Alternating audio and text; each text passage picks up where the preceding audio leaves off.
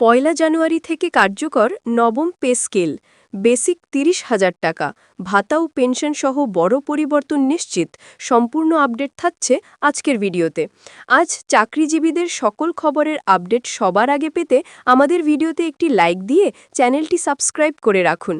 ২০২৬ সালের নতুন বছরের শুরুতেই সরকারি চাকরিজীবীদের জন্য এক ঐতিহাসিক ঘোষণা এসেছে। ১ জানুয়ারি থেকে কার্যকর হচ্ছে নবম পে স্কেল, যা সরকারি কর্মচারীদের আর্থিক জীবনে এক বিপুল পরিবর্তন নিয়ে আসবে। দীর্ঘ বছর ধরে বেতন কাঠামোর পুনর্গঠন এবং পেনশনসহ ভাতার বৃদ্ধি নিয়ে যে আলোচনার চাপ ছিল, তার চূড়ান্ত ফলাফল অবশেষে আজকের বৈঠকে প্রকাশিত হল। প্রধান উপদেষ্টা উপস্থিত সকল সচিব এবং কর্মকর্তাদের সঙ্গে আলোচনা শেষে এই চূড়ান্ত ঘোষণা দেন।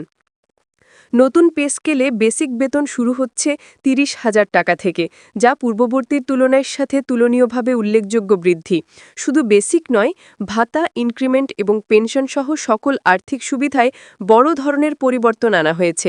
বিশেষভাবে লক্ষণীয়, স্বাস্থ্য ও চিকিৎসা ভাতা বৃদ্ধি পেয়েছে, যাতে সরকারি কর্মীরা নিজেদের ও পরিবারের চিকিৎসা খরচ নির্বিঘ্নে মেটাতে পারেন। এর পাশাপাশি হাউজিং, পরিবহন এবং অন্যান্য ভাতাও নতুন অনুপাতে বৃদ্ধি পেয়েছে। পেনশন ক্ষেত্রেও এসেছে নজিরবিহীন পরিবর্তন।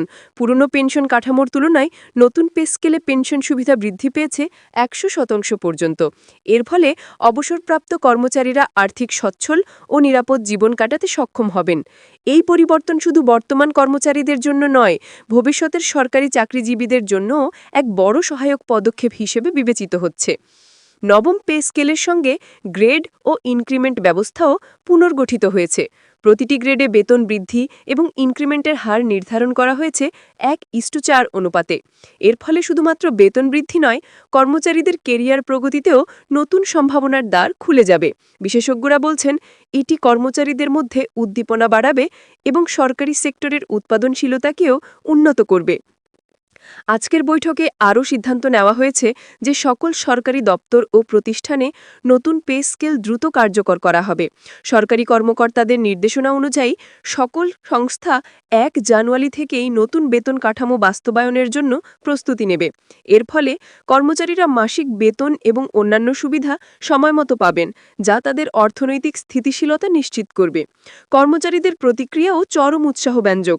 অনেকেই সামাজিক মাধ্যমে নিজেদের আনন্দ প্রকাশ করেছেন। তারা বলছেন, এটি তাদের দীর্ঘদিনের চেষ্টা সাফল্য এবং সরকারের পক্ষ থেকে নেওয়া এই পদক্ষেপ তাদের ন্যায্য অধিকার সুরক্ষিত করেছে। এছাড়াও তারা আশা প্রকাশ করেছেন যে নতুন পে স্কেল কর্মক্ষমতা বাড়াতে সহায়ক হবে এবং সরকারি সেক্টরের মান উন্নয়নে গুরুত্বপূর্ণ ভূমিকা রাখবে। নবম পে স্কেল শুধু অর্থনৈতিক পরিবর্তন নয়, এটি সামাজিক ও মনোবৈজ্ঞানিক প্রভাবও তৈরি করবে। অধিকতর বেতন, ভাতা ও পেনশন সুবিধার ফলে সরকারি কর্মীদের মধ্যে মানসিক চাপ কমবে, তাদের কাজের প্রতি উৎসাহ ও আত্মবিশ্বাস বৃদ্ধি পাবে। ফলে কর্মীদের মনোবল বৃদ্ধি পাবে, যা সরকারি সেক্টরের সার্বজনীন কার্যক্ষমতাকেও ইতিবাচক প্রভাব ফেলবে। চূড়ান্তভাবে বলা যায়, ২০২৬ সালের ১ জানুয়ারি থেকে নবম পে স্কেল কার্যকর হওয়া মানে সরকারি চাকরিজীবীদের জন্য এক নতুন দিগন্তের সূচনা। এটি তাদের আর্থিক নিরাপত্তা, জীবনযাত্রার মান এবং কর্মক্ষমতা উন্নয়নের জন্য এক গুরুত্বপূর্ণ পদক্ষেপ।